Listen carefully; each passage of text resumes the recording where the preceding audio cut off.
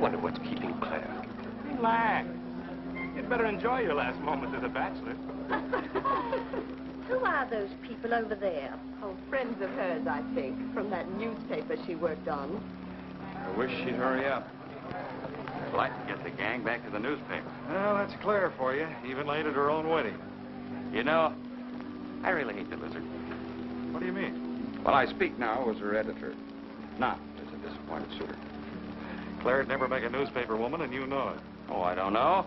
She dug up more hot social stuff than anyone the Tribune had before. That takes talent.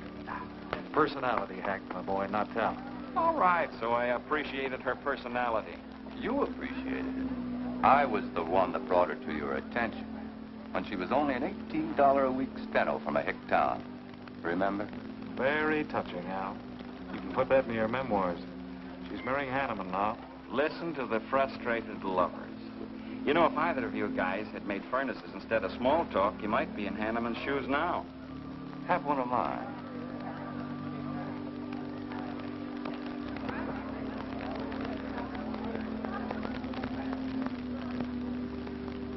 We do have memories, don't we, Les?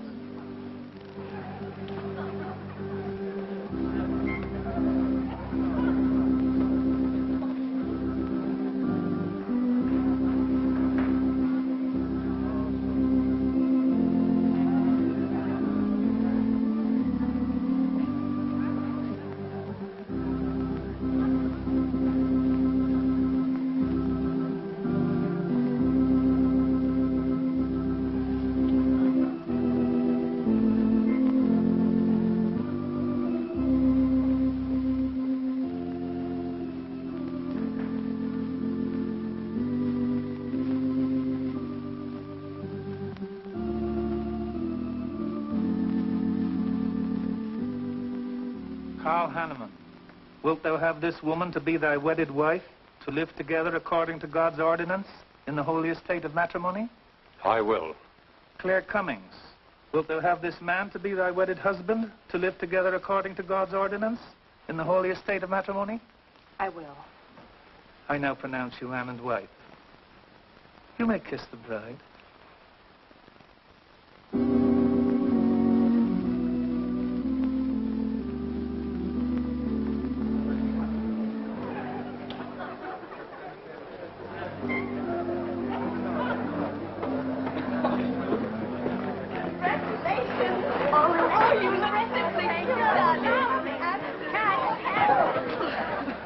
June, don't tell me I'm going to lose another employee. Don't worry, Mr. Doyle. I don't even have a boyfriend. We better go in now and cut the cake. We'll have to hurry, darling, if we expect to catch that plane. I'll be right in. I just want to say my goodbyes to a few of the gang. All right, but hurry. Thank you. Thank you.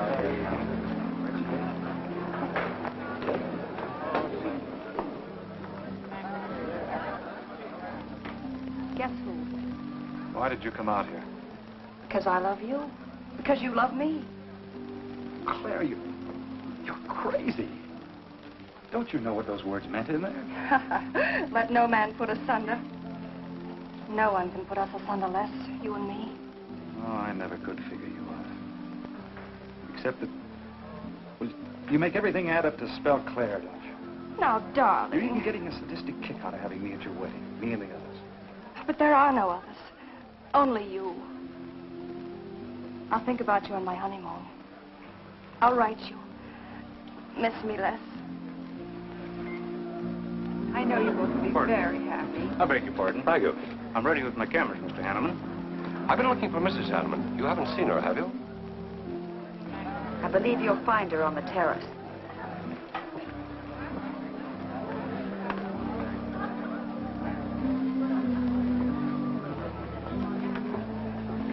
Carl, why aren't you entertaining the guests? I've been waiting for you, my dear.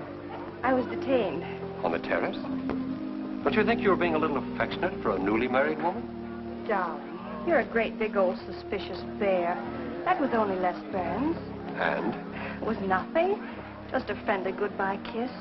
Les did so much to help me with my newspaper career. Why, he's like a brother.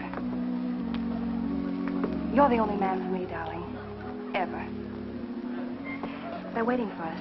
Shall we cut the cake?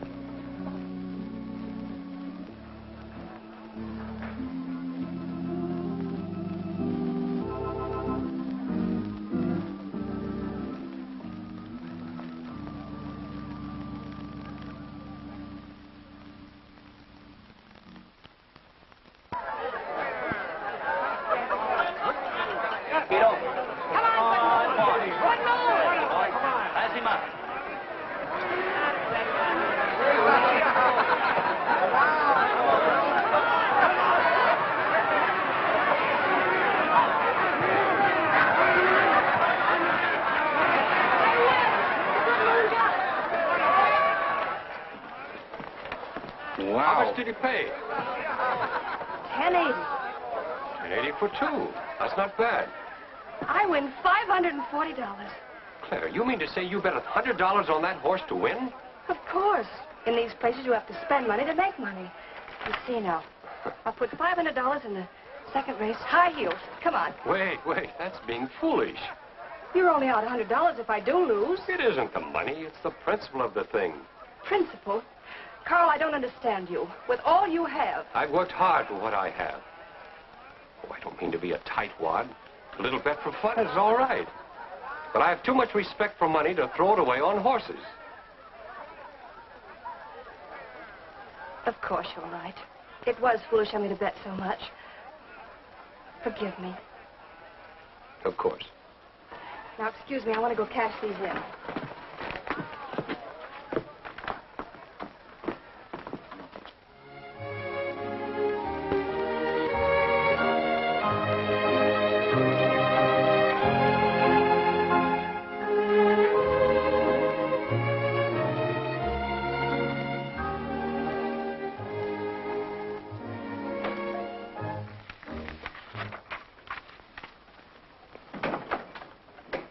Hello, darling. Miss me? Back so soon, Oh, Carl. I went to the barber shop. Who are you writing to? June Taylor. You remember. Les Burns' secretary. She was at our wedding. Do you want to read some of the awful things I said about you?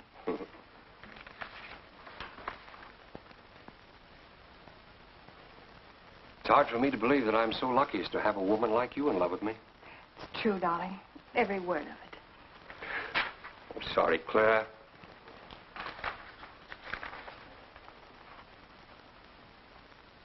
My darling Les. To June, eh? Things are beginning to make sense now. Carl, darling. So that was a goodbye kiss you gave Les Burns. Well, Well, what do you want me to say? nothing. There's nothing you can say, I guess. I'm only glad I found out about it now. Carl, what are you going to do? I'm going back to San Francisco. We're through.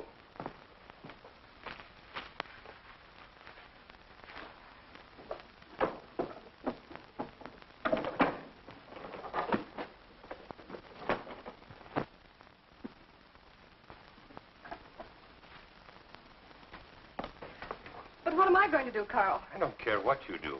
But I have no money. Thanks to your great generosity. There's enough for the week's hotel bill. You've got that money from the racetrack. Live on that. You'll not get another cent from me. Oh, no. I wouldn't be too sure of that. I'm your wife, Carl. There are community property laws in this state. It won't be that easy. It'll be very easy when I show this letter to the judge. And I'm starting divorce proceedings in the morning. Oh, Carl, darling, let's talk this thing over. It's so silly. Get out of my way before I forget myself.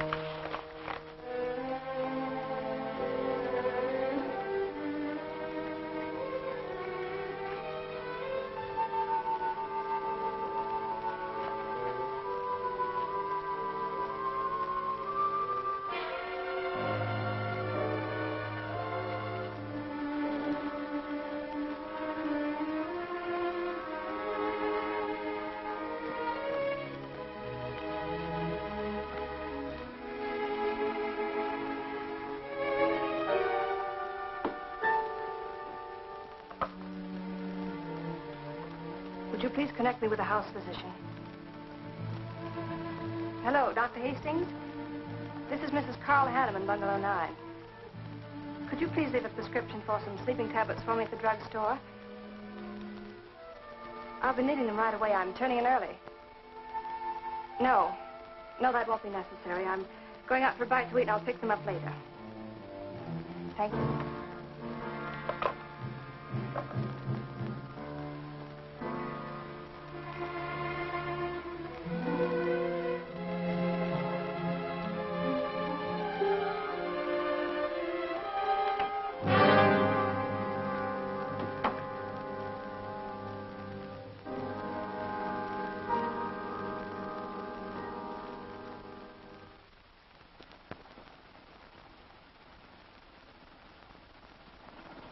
I want a new set of plugs in 42.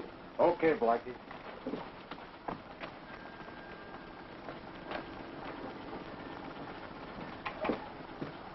Are you Mr. Tellen? Yeah. I must reach San Francisco by tonight. I want to be back by morning. Can you make it? I can make it up and back if If what? this weather holds out and my fee is big enough. How much will it cost? $400.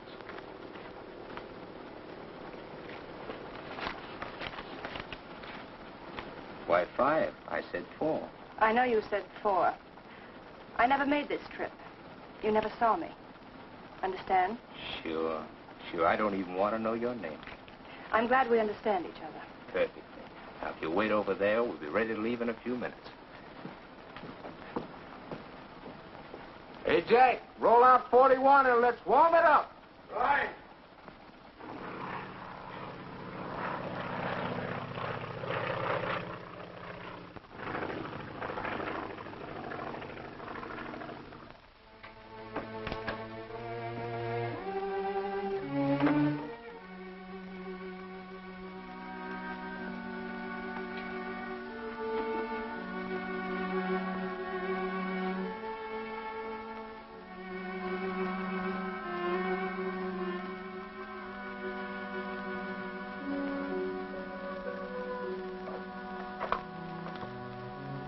Room service, please.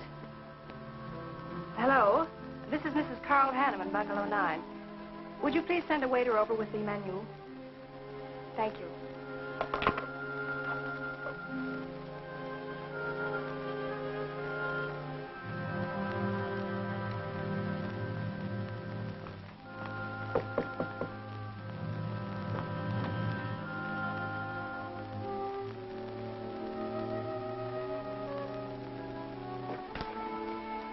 Good morning, Mrs. Hanneman. Good morning, Victor. Let me see. I think I'll take some orange juice and toast, coffee. That'll be all.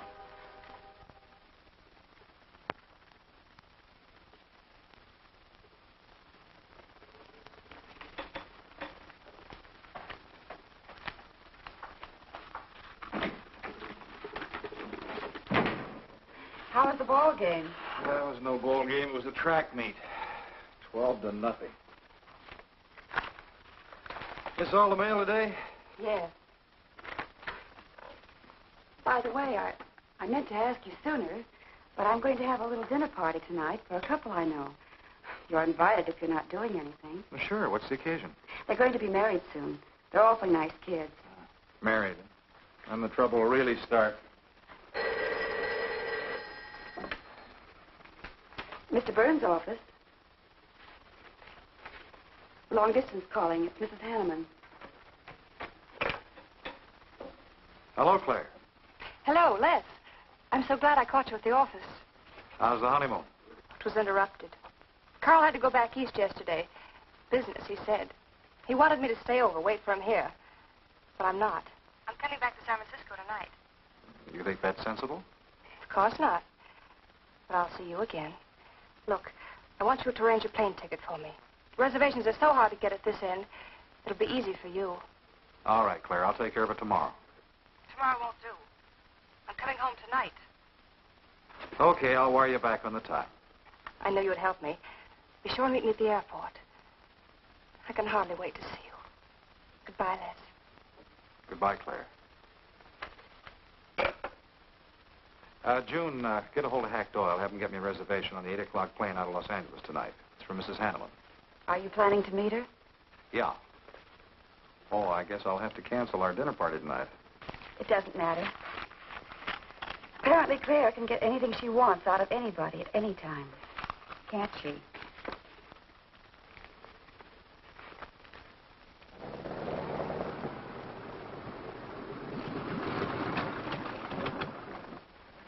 I never thought I'd be back with you so soon, darling.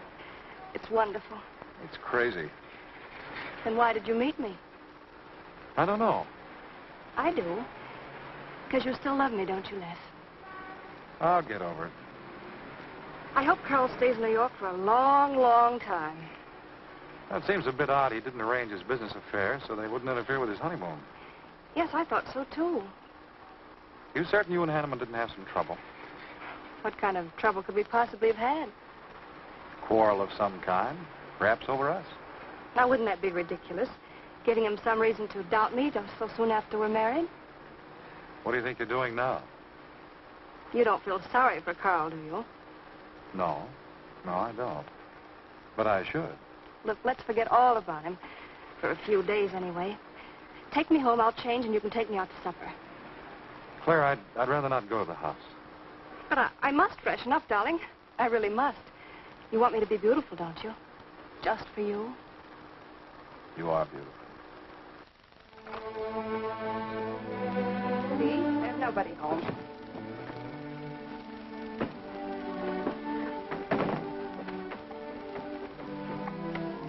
Wait in there, darling. I'll be down in a minute.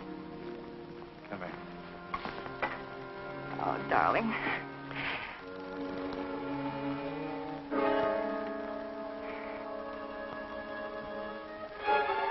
Les, what is it? Stay here.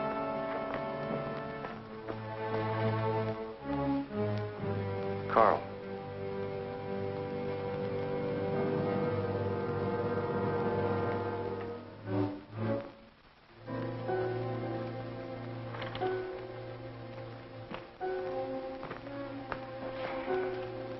Suicide. But why? Oh, poor Carl. Claire, I thought you said he'd gone to New York. That's what he told me. I don't understand it. Why should he do such a terrible thing? You probably know as much about that as anyone. It's going to be one of the first things the police ask you. You can't stay here, darling. I'll take you over to Hack Doyle's. Where's your telephone?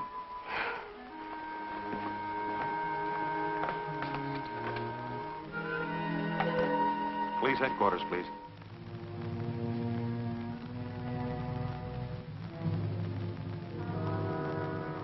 I thought of you and Hack right away, Mamie, and brought her over here. I hope you can put her up for tonight. Oh, of course. You can stay as long as you like, Claire. Thank you, Mimi. You're very kind. It's just too incredible. If he'd had any earthly reason. We were so happy. So very happy. And now there's... Oh, Hack, Claire's going to stay with us for a few days. Good. Plenty of room. The police are over there now. Murdoch said he'd stop by here later. You sure it was suicide? Fairly sure. A man in Hanneman's position, a beautiful wife, and all that money? I don't get it. I don't either.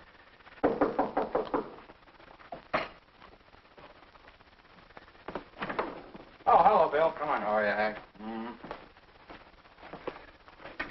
Hello, Claire. Hello, Bill. Sorry this had to happen to you. Sit down, Captain. How about a cup of coffee? Thanks, Miss Doyle. I won't annoy you for long, Claire. Just a few questions. Routine. You know how it is. Of course. Les gave me most of the details over the phone. Your husband, by the way, has been dead for nearly 24 hours. How did it happen that Burns met you at the airport? He didn't happen to. I phoned him from Los Angeles. How come? Well, I was arriving late and alone. I knew Les would pick me up. Do you have any theory as to why your husband came to San Francisco after telling you he was going to New York? No. I didn't know anything about the business.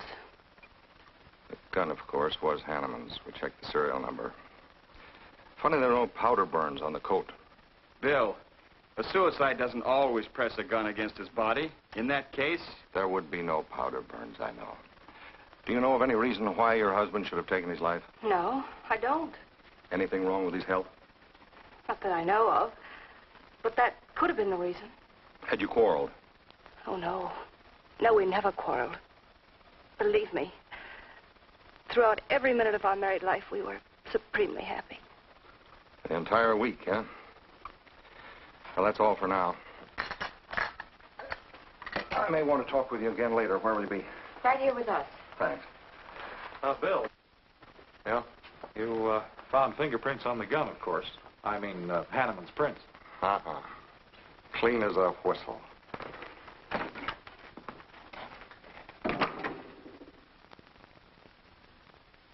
Doesn't Mr. Burns has the position you and Mrs. Hanneman found her husband? That's right.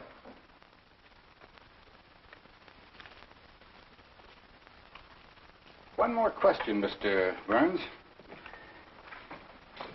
Your testimony at the coroner's inquest said you touched nothing. That's true. Then how did you know the man was dead without feeling his pulse or heart? Mr. Chalmers, I've been around enough to know a dead man when I see one, especially after 20-some-odd hours. You assumed that Mr. Hanneman committed suicide.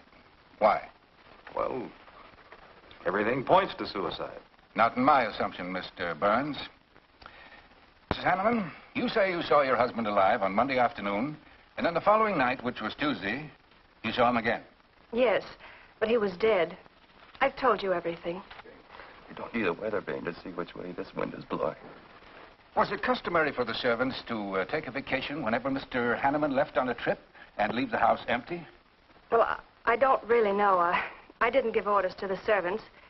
Carl, Mr. Hanneman ran the house. I hadn't moved in yet.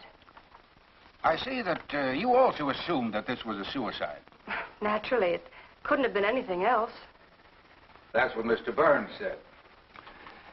According to the Police Scientific Detection Laboratory, the pistol found near the body was the one used in the death of your husband. But they found no powder burns on the clothes of Mr. Hanneman, nor fingerprints of any description on the gun. Furthermore, it was brought out that Mr. Hanneman couldn't have fired the gun because in making certain tests of his hand for traces of powder marks, none was found. Just what are you driving at? Simply this.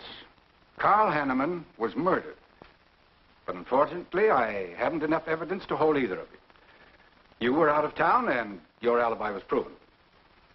You're free to go. But let me give you a tip. I'm not buying any suicide theory, so the case will remain open. See you later, Ed. So long, Hack.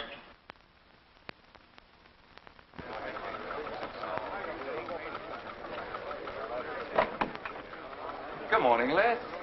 Just the guy I want to see. Yeah, about what? Oh, I've been assigned to do the follow-up on the Hanneman case. Oh, how'd you draw that? Oh, I asked for it. It'll be a dull job because there isn't going to be any follow-up. Just an ordinary suicide. Are you kidding? I never smelled an odor of fish so strong in my life. No fingerprints on the gun, and you call it suicide. So what? What makes you so sure? Can you give me a good reason for Hanneman killing himself? No, I can't. Perhaps he thought he had a good reason. And perhaps he didn't. So meanwhile, if I can dig up a plausible motive... Who asked you to dig up a motive, plausible or otherwise? I said, if I can dig up a motive, I'm willing to accept suicide. But if I can't, then it'll have to be murder. Still carrying the torch for Claire, Hyle? Not anymore. But somebody sure fixed it in a hurry for you to get Claire again. That's a nasty crack. So meanwhile, chum, walk a straight line. Or you'll have people thinking you took a shot at Hanneman. You got a lot of work to do, Al. You're so right, boss.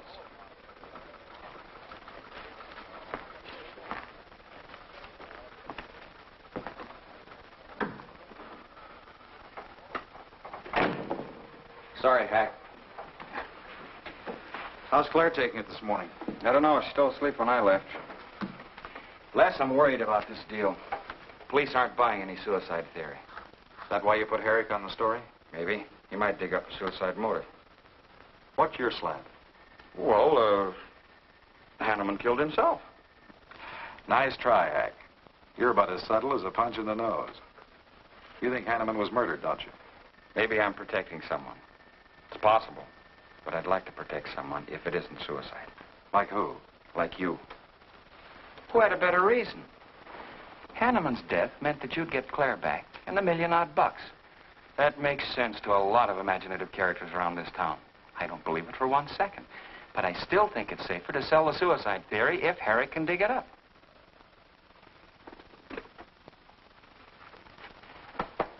Thanks, Hack.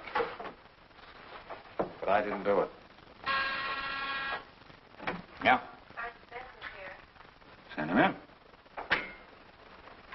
Well, they're on the job. Hello, Batson. What's on your mind? The DA would like to see you gents in the morning. Says it's important. About 10 o'clock. What do you want us for? Don't you know?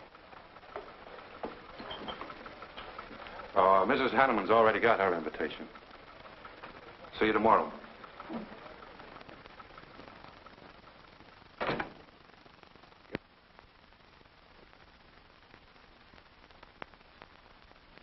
Eric really revels in pouring it on. Well, it's news. Nobody's been hurt. Yet. By person or persons unknown. Could have been worse. The DA certainly tried hard to tag it on somebody.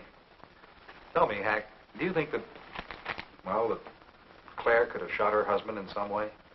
No. She was in Los Angeles the night he was killed. DA couldn't shake that, and... Good morning, everybody. I hope I'm interrupting something important. Hello, darling. You look tired. Hello, Hack, dear. Good morning, Clara. It's a pleasant surprise. What can I do for you? I came to get my job back. Starting when? No. Well, after all that's happened, don't you think you should have a little rest? Rest. Why, working will be the best thing in the world for me. It'll keep me from thinking too much about poor Carl. After all, I must carry on. My life is still ahead of me. What's the real reason? Well, I do need a little cash. I have the house and my clothes, but I just won't be able to live on the widow's compensation the court will allow me. You wouldn't want me to have to sell my clothes in order to eat, would you? Oh, no. After all, I've made other arrangements about your column. Beth Warnock's taking it over. You are still the boss, Hack. Les, darling, wait outside for me. I'll be out as soon as I've had a heart-to-heart talk with Hack. I know. You might as well say yes, Hack. I've had these heart-to-heart talks.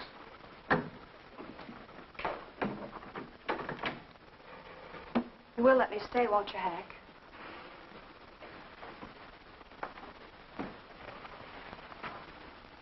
Yes, but I was hoping you wouldn't ask it. You are a darling. Listen, Claire, you stick to the job and no playing around. There's enough trouble here now without you adding to it. I don't know why you talk like that. I'm serious about it, Hack. I'll work hard. For your sake, I hope you do. You are a dear. See you later.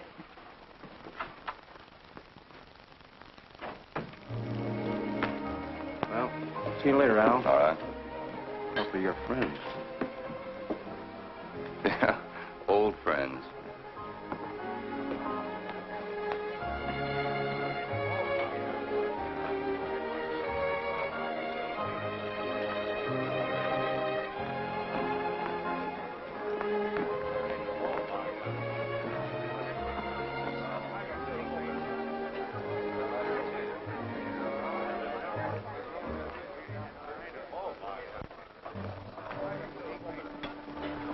Two martinis, please. Chicken salad? Fine. Chicken salad for two. And coffee. Les, do you know a good lawyer? Yeah, why? Well, I need one to handle Carl's estate. What's the matter with Hanneman's regular lawyer? Ah, he's an old fuddy-duddy.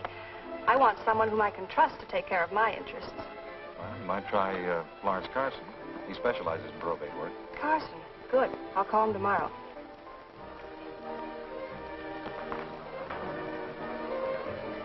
Do I know that man over there? You should. It's Stanley Mason. Our paper's backing him for Congress. Of course. Why, the pictures on his campaign posters don't do him justice. You know, I never could figure that guy. Every time I see him, he's with a different girl. So? Oh, we'll have 4 Manhattans. Make them half French and half Italian vermouth. We'll order later. I'll look after them personally, Mr. Mason. Thank you. Stanley, Isn't that Hanneman woman over there? Yes, she's very attractive, isn't she? Well, if she likes the type. Why wouldn't he be a good man to handle the estate? No. He's too tied up with his election campaign. What are his chances, Les? I'm going to Washington.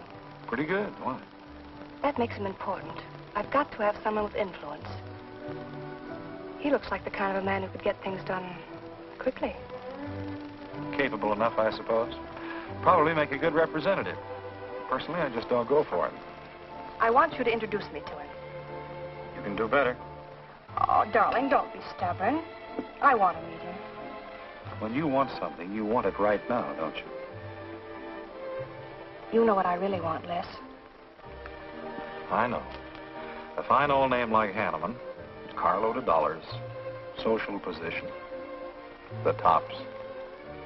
You're forgetting the most important thing. Am I? You see, that's just the frame. You're the picture in that frame. What's that about a frame? Sergeant Benson, won't you join us? No, but Burns here can join me. Been looking all over for you. The captain wants to have a little chat. Now. What is this, a pinch? No, just an interview. It won't take long. It's too bad you couldn't have found me at 10 o'clock this morning. I was in a dentist's chair. I'm sorry, Claire. It's all right, darling. I'll wait for you here.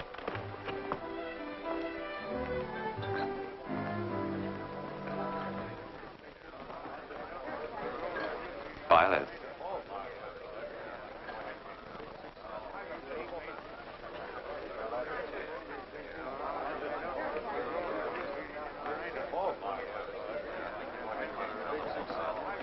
Hello, Al. Don't tell me they finally grabbed Les for murder.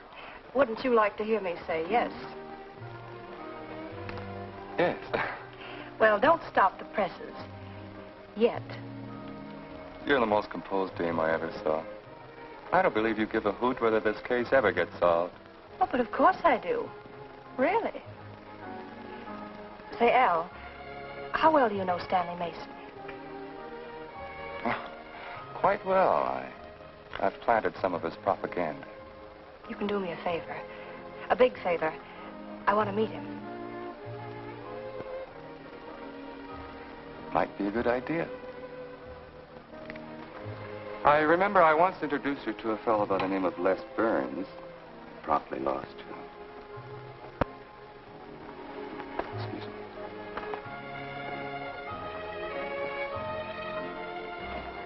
Stan, how are you? Well, hello, Al. Say, I have a young lady over here I'd like to meet you. Just take a minute. Well, all right. Excuse me? Excuse me. Claire, this is Stanley Mason. Mrs. Hanneman. I'm so glad to meet you, Mr. Mason. How do you do, Mrs. Hanneman? Won't you sit down? Sorry, I can stay but a minute. I know you think me rather forward, but being an attorney, you can understand my predicament. I'm desperately in need of someone to administer my late husband's affairs. I thought perhaps you could help me. Well, I hadn't intended on taking on any more work this summer. My campaign requires so much attention. However, supposing you come to my office at, say, 4 o'clock, we can at least talk it over. Oh, thank you. I would appreciate it. Here's the address. So, until then... Oh, excuse me. Sorry. Thank you, Al. Don't mention it.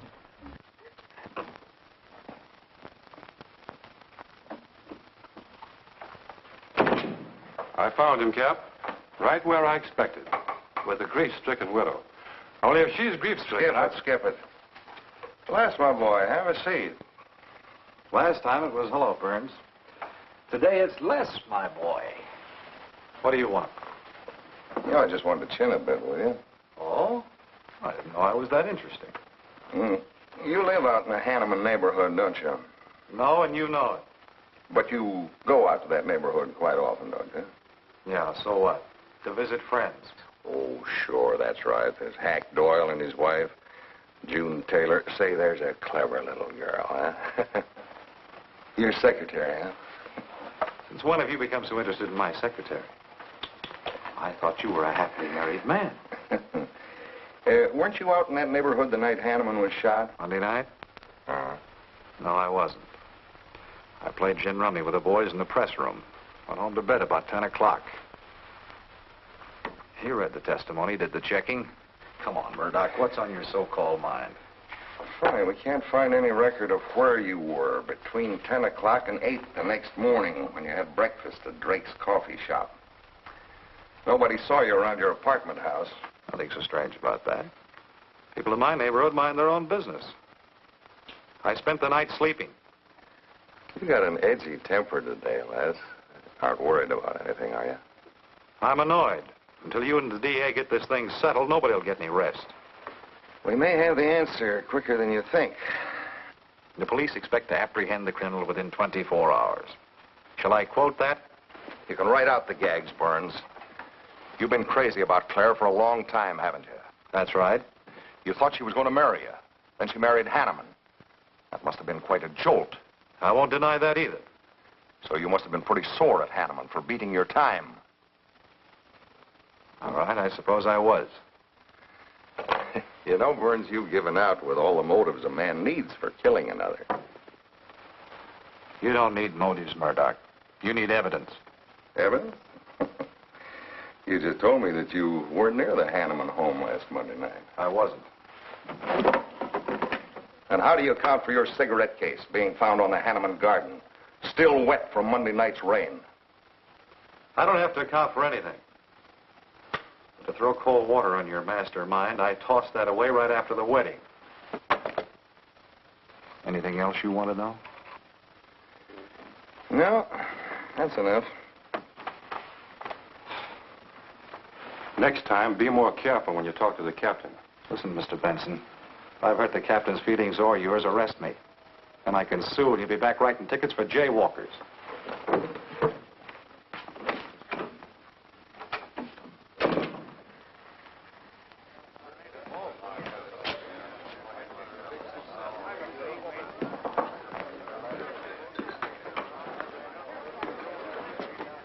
You rent that stool by the month? Well, Lester. Where's Claire? Oh, Claire isn't here.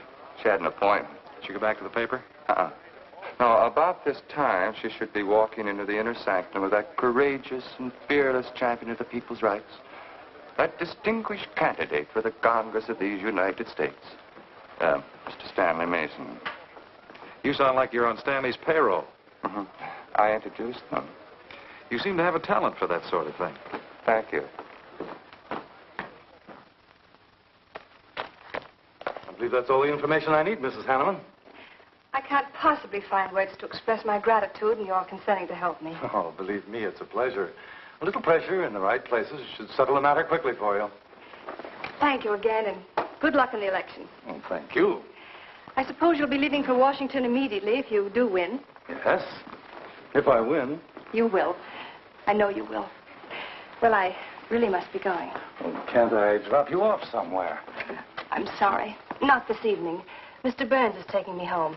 He's the gentleman you saw me with today. I'll call you tomorrow. Perhaps we can have dinner and talk some more about your problems. Splendid. Goodbye.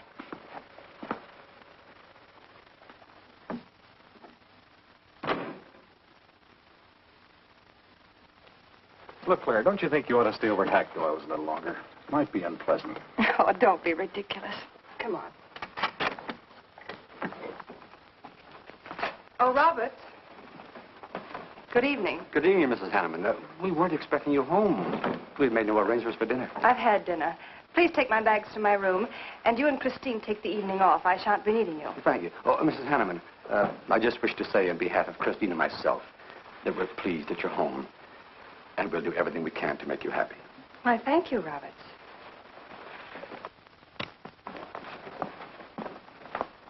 Well, come in, darling. You aren't afraid of Carl's ghost, are you?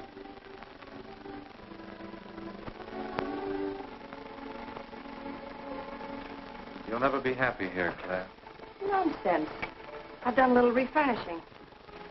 Well, that ought to help a little. Les, what did Murdoch want with you? You had an idea I might have paid a visit here Monday night.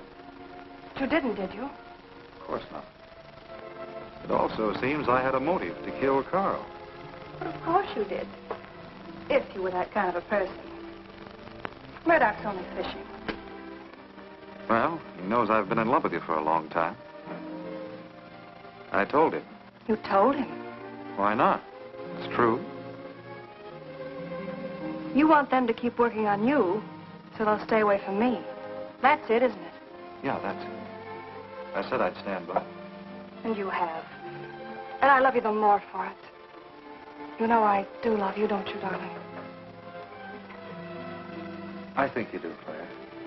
In a peculiar, mixed-up sort of way.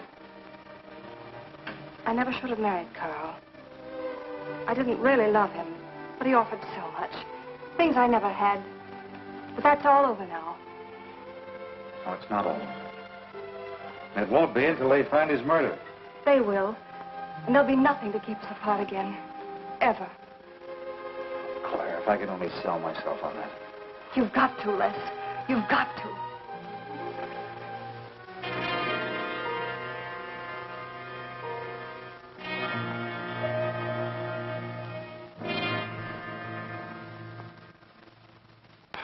That little tidbit straight from the horse's mouth brings us to the 3:00 mark for today. See you around about this time tomorrow. Les Burns. You're pretty sharp today. That's the best column you've done in 2 weeks. Thanks. You say so, it must be all right. Hi, pal. Hello, Harry. Hear about your girlfriend? They dragged her in this AM. Murdoch and the DA gave her quite a going over. No use charging to the rescue, Les. Stanley Mason already beat you to it. What do they want with her, Al? Well, it seems they had a hunch Claire made a fast round trip into town the night her hubby joined his ancestors. Seems they thought her alibi about being in L.A. the whole time was the bunk. Oh, that's ridiculous. What is it? Well, you'd know more about it than anyone. Jones, put that through, please.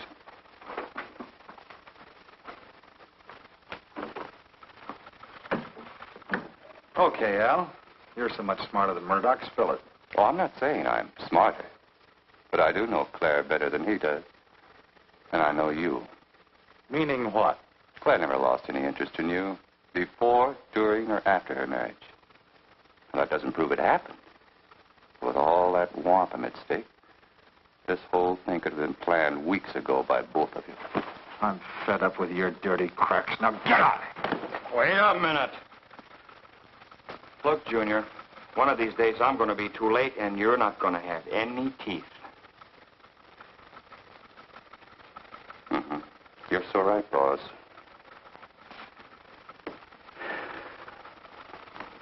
What's wrong, Les? Nothing, forget it. That's the way you want it? If anybody wants me, I've gone for the day. Have one for me, too.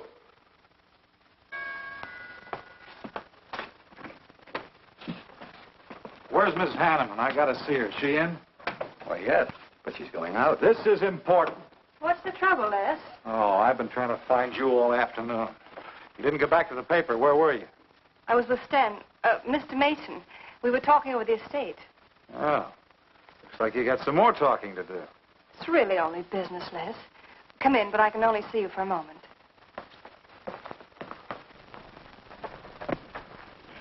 You've taken on quite a package tonight, haven't you, Les? No, I've had a few drinks. Sitting over at Renard's. Been thinking things.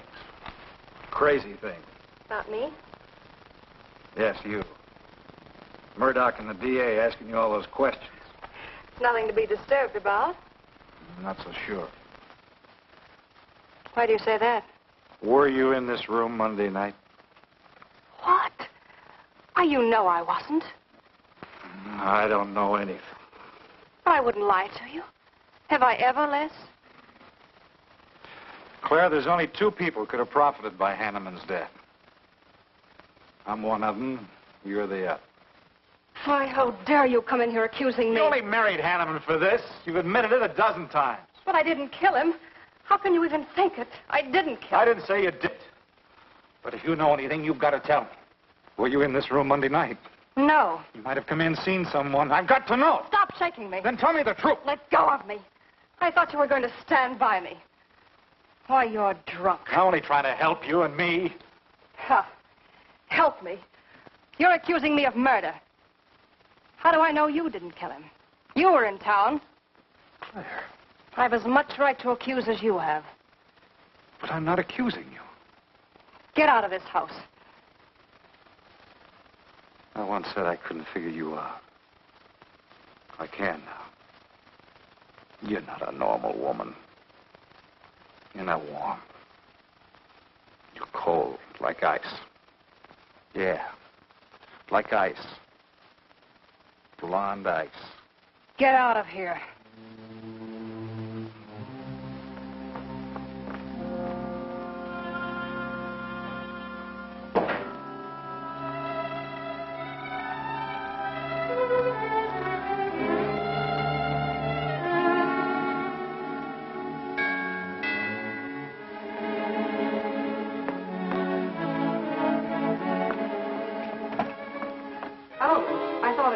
Hello, Mrs. Hanneman. I don't believe I know you. Sure. Sure you do. Let me come in. We can talk better inside. In there. Now, what do you want? Well, I saw your picture in the paper, and I found out who you were. I figured we could make a deal. Deal? I was going to call on you last night, but you had company. And I had to see you alone. What kind of a deal? Seems that plane ride last Monday night returned big dividends. I paid you to forget me. I thought I could trust you. Sure. Sure you can trust me. But it's hard to forget murder for any $100. Why, you dirty double... I don't like that word. All right, we'll forget what happened to Hanneman. I'll go along with you on that suicide story. That is, providing there's a little consideration of, let's say, 50 grand. $50,000? Why, I don't have that kind of money. This estate's in probate. I won't receive a thing for months. I can wait. But in the meantime, I'll take this. I know a little man who'll lend me money on it. All right. All right. Just don't come near this house again. But I will keep in touch with you. Quick, out the terrace door. And don't forget, Mrs. Hanneman, I'm not kidding about that 50G.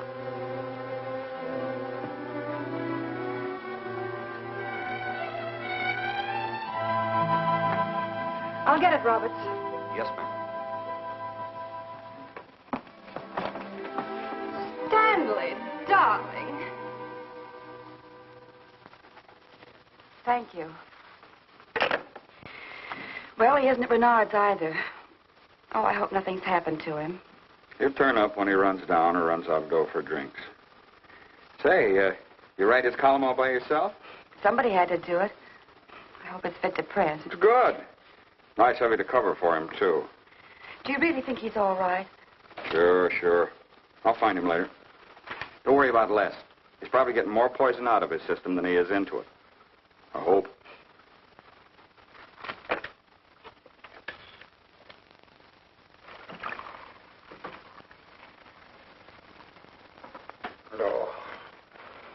Oh, June.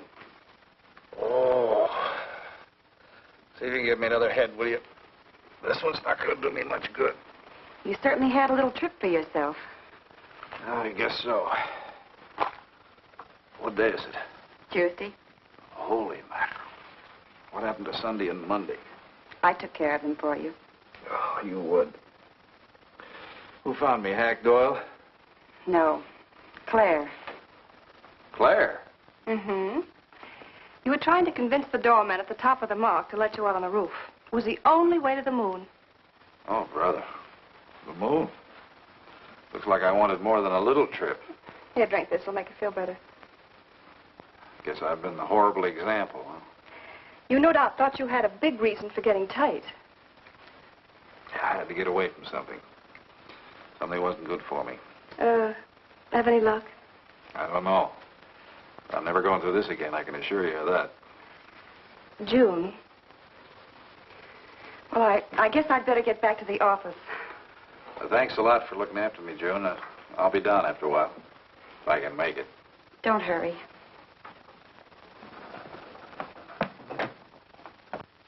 Les, I wonder which hangover you'll recover from first.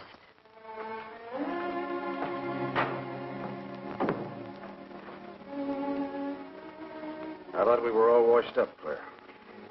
Les, for everything I said the other night, I'm terribly sorry. I guess I was a little mixed up myself. Forgive me, darling. I must have been out of my mind to say such awful things to you.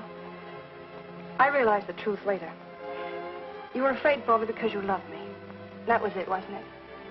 No, maybe it was. I just couldn't believe that. Look, let's forget all about it. We know there's nothing to worry about. There never was. We know that, don't we, Les? Sure, Claire. Sure. Oh. Here's to our new congressman. May your career be long and successful. Thank you, darling. Jeff, but aren't you both a bit early? I only wish I could be as sure of my future in psychiatry as you can be of your future in Washington. Doctor, you were analyzing me at dinner, the workings of my mind. Do go on. It's very interesting. I've never been psychoanalyzed before, and your deductions amaze me. Claire, I warn you, if Jeff continues, he'll have you convinced you're batty. Simply because your father ran away with another woman and your mother was relegated to hard work. Stanley doesn't quite believe in the powers of psychoanalysis, Mrs. Hanneman. But if either of you could spend a day in my office listening to some of my patients, you'd see the logic of my deductions. Or any psychiatrist's, for that matter. Oh, don't mind Stanley's cynicisms, Doctor. Yes, Robert? Telephone for Mr. Mason. Excuse me. Certainly. I was telling you at dinner that I believed that money, clothes, adulation, etc. was a necessity with you. That some people are impelled towards an objective without even consciously knowing why. Is there something criminal in my being ambitious? Why, no. Criminal? Of course not. Unless your ambitions take a perverse form, then you'll stop at nothing, right or wrong, to get what you want. They say the female of the species is deadlier than the male. Go on, Doctor. Sorry to interrupt, darling. It was my campaign manager. He arranged a last-minute radio interview for tonight. I'll have to leave. You can drop me off downtown, Stanley. I'll get my coat. All right. You forgive me, darling? Of course, honey. I'm so proud of you. Well, I almost forgot the good news. I had lunch with the DA this noon. It looks like Hanneman's murder is going to be filed away under crimes unsolved. It's their opinion that it must have been done by a burglar. Oh, I'm so glad, really. Now I'll be able to go with you to Washington with a clear conscience. Say, you haven't told any of your friends about our plans, have you? Oh, no, of course not. Good. We'll surprise them tomorrow night. Yes, we certainly will. Ready? Yes, thank you.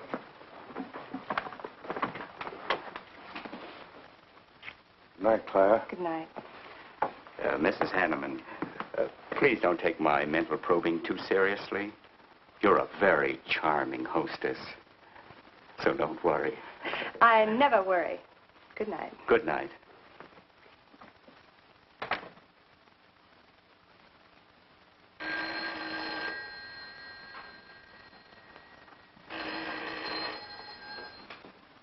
Hello? Yes, this is Mrs. Hanneman.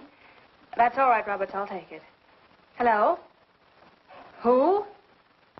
How dare you call me here? I had to. I'm in a jam. I need some dough, and you've got to help me. The estate isn't settled yet. I told you I don't have any money. Don't give me that. You're a smart girl, and if you haven't got it, you know where you can find it. I need at least a couple of grand now and tonight, or else I go to the cops. I got nothing to lose. I have about $700 cash in my jewelry. All right, bring it along. Meet me at the end of the Oak Valley Road. Be there in 20 minutes.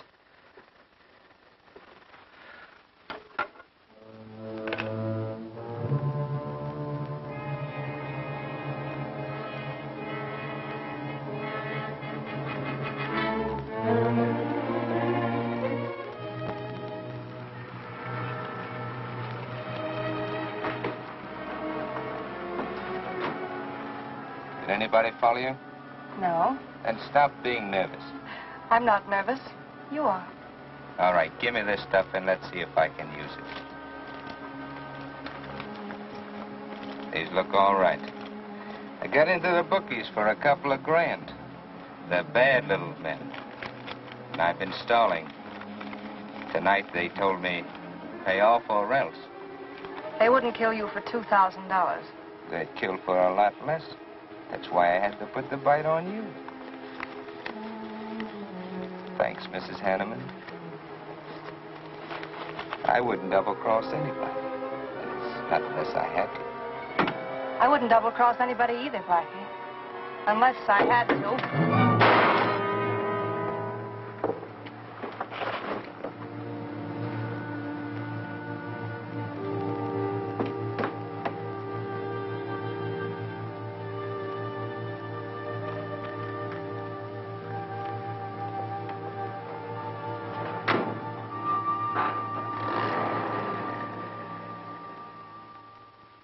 The first returns have been received from the 12th precinct.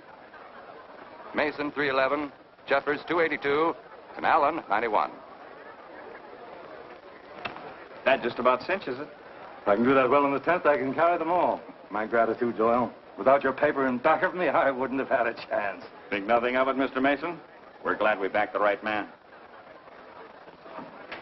Well, it looks like you're in, Mr. Mason. Congratulations.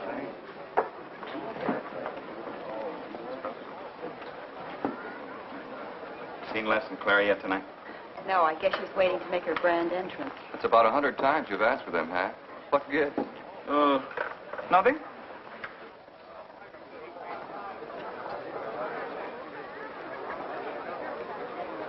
Mr. Doyle, looks like we have a new congressman. Yes, it does. I'm sure he's going to be a good one. I hope so. We backed him. Hello, Claire. Hi, Les. Hi, Hank. Oh, good evening, Claire. You look stunning, as usual. Thank you, Stanley. Oh, hello, Les. Thanks for being Claire for me. Big night, huh? In third place is Jeffers with 162, Allen with 142, and Mason 300 even. That's how big it is. Come on, Claire. I want you to meet some folks. You'll find drinks in there. Look, Les, there's something on my mind. I want to tell you about it. You better have a drink first. Sure.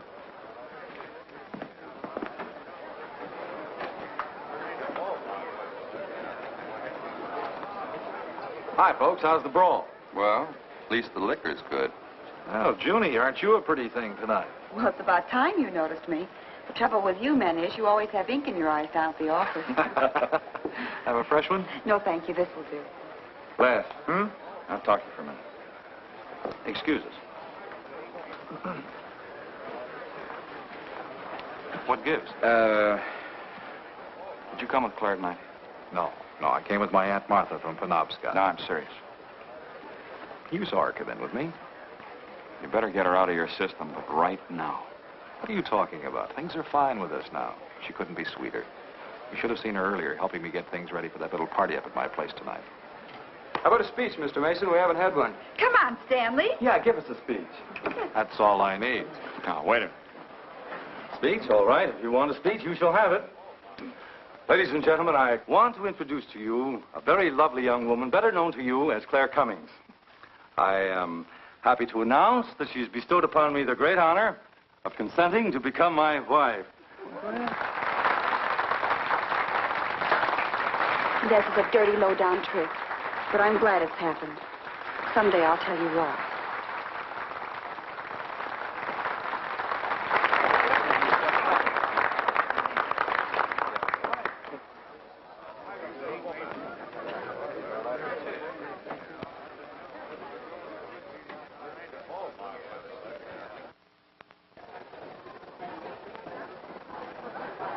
All the rest in the world, my dear. That was quite a speech you made, Stanley. Surprised, Jeffrey? Aren't you going to congratulate us, Doctor? It's customary. Hate to take you away at this moment, Stanley, but there's something I must talk to you about. It's important. But of course, Jeffrey. Will you excuse us? I know you'll enjoy living in Washington. When do you plan to have the wedding?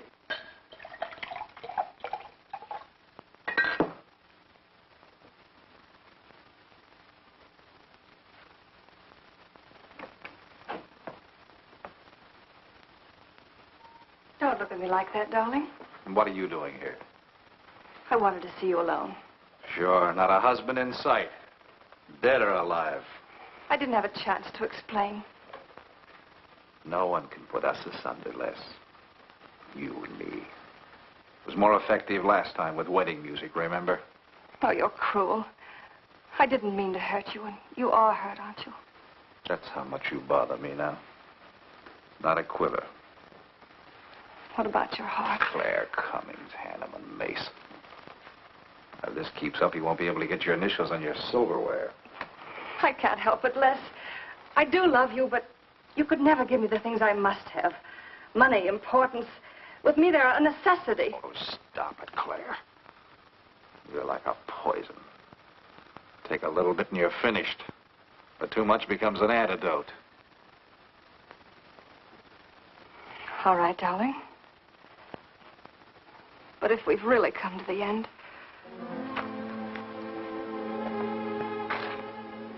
Stanley. Do you mind, Burns? I'd like to say something to my fiancée, alone. Not at all, Mr. Mason. Not at all. Go right ahead.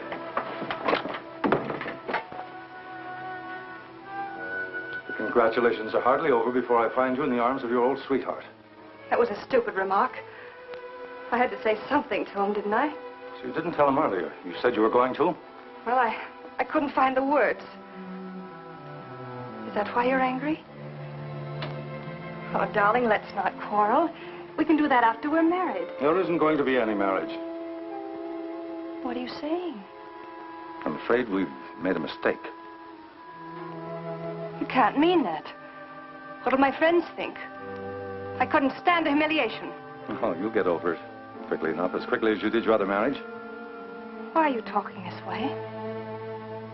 What did that phony doctor tell you? That's not important. We've made a mistake. Now let's forget it, shall we? But you can't throw me over. I've looked forward. I've planned. You're taking me to Washington with you. Away from these people, these memories. I've got to go with you, Stanley. No, I'm sorry. It's final. You ought to see a doctor, Claire. A doctor like Jeff. I looked for you at the party after he talked to me. I merely wanted to ask you something. Doyle told me where I'd find you, but I didn't believe him either. But finding you here proves many things. You're not well, Claire. All right. I didn't mean to crack up. At least we could have a farewell drink together. No hard feelings, really. Why don't you fix some for us? I must say you're being regular about it.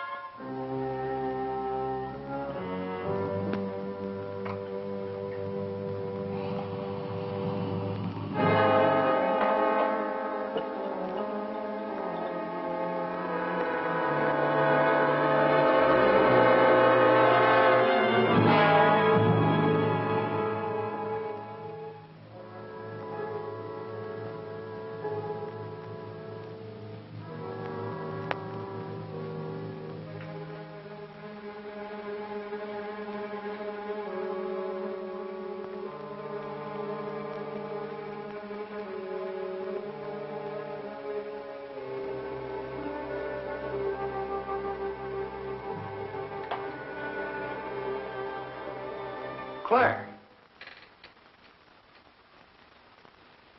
What have you done? I did nothing. You killed him, Les. I killed him? Don't you remember? You came in just a few minutes ago. You saw us talking. You looked funny. Crazy. You said you were going to kill Stanley because he stole me from you. So you picked up the knife and you stabbed him. You're out of your mind. No, I'm not. You're insane. No. No, I saw you do it. You dropped the knife and you ran out the door. I tried to stop you. Came in just a few minutes later. Right now.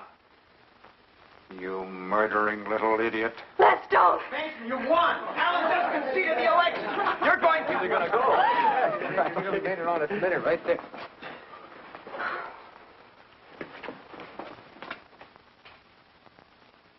So you see, Doctor, the evidence is really stacked against Les Burns. I and the others feel that he's absolutely innocent. Now, I asked you down here to see if there wasn't something you could do to help us prove Les is innocent and Claire's guilt. Because just as sure as my name is Hack Doyle, she's framed him. I agree with you 100%. I am positive that Mrs. Hanneman killed Stanley. But because of her testimony and finding the knife in Les's hand when you arrived at the scene, the police could come to only one conclusion. Surely there's something you can do to help him. He's innocent. I know he is. Look, you were once connected with a big city police department. Then you must have run across cases of this sort. I know now that Claire Cummings is a nut if I ever saw one. Yes, you're right, Mr. Herrick. I'll at least have a try at it. I'm just as interested in finding Stanley's murderer as you are in proving Mr. Burns' innocence. Now, I have a plan that might break her down.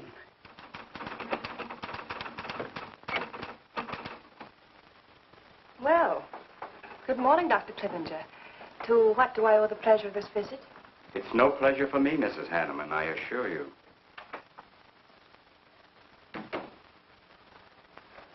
I just came to ask one question. Why did you kill Stanley Mason? What? How ridiculous you are, Doctor. Am I? You see, I had a talk with Stanley last night concerning your betrothal and advised him against it. It's safe to assume that when he came to tell you there wouldn't be any marriage, you killed him in a fit of anger and then concocted a story to implicate Mr. Burns. It's the most absurd accusation I ever heard.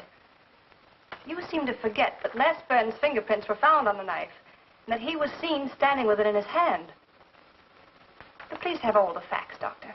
Not all of them. All they need to convict Les Burns. Do you mind if I finish my column? No. Why, no.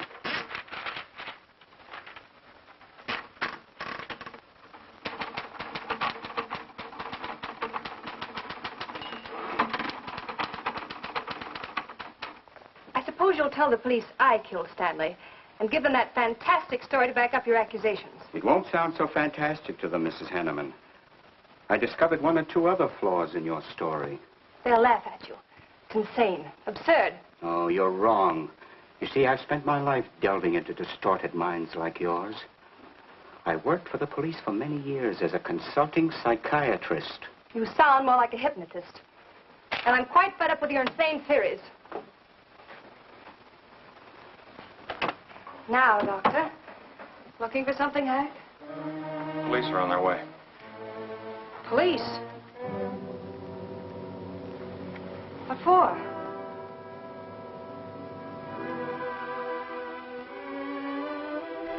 Oh. I see the three of you dreamed this one up. Well, as long as you're going to have me arrested, you might as well read my last column. Go ahead, read it, Hack. Read it out loud. I killed Stanley Mason. I killed Carl Hanneman. I killed Blackie Talon. You didn't know about Blackie, did you? You hid that story on page 5. Unsolved robbery and slaying. I killed Stanley Mason because he no longer wanted to marry me. Stanley Mason was the top of the ladder for me. The top rung. I had money. And now I was going to have position. He was taking me to Washington with him. I could leave then without making the police suspicious. Clever of me, wasn't it? Why did you frame Les Burns? Why? Because he caught me with blood on my hands. Because at last even he had discarded me. I never loved any of them. You, Al, Hanneman, Mason. But Les, I wanted to hang on to him. He was of no use to me, but I couldn't let him go. Maybe I did love him. Hello. Miss Cummings? No, she's off. I'm glad you confessed, because you never could have gotten away with it much longer. I would have, but to you, Dr. Clippinger. You with your slimy scientific snooping. As soon as you came in, I realized it was you who turned Stanley Mason against me. You sent him to his death just as much as I. Sit down, Claire. Why, but for you, I'd have everything I ever wanted in life. I hated you because you were the first man who ever saw inside my mind. And I'm going to kill you. Let go of my arm!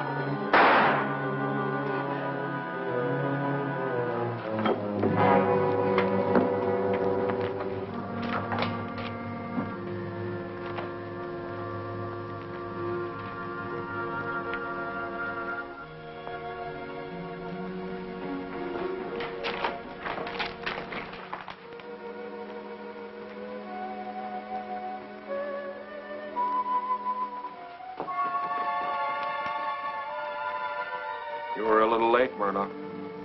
Well, it was probably better this way. I can scarcely believe it. A woman as beautiful as that. You didn't know her very well. None of us really knew her very well.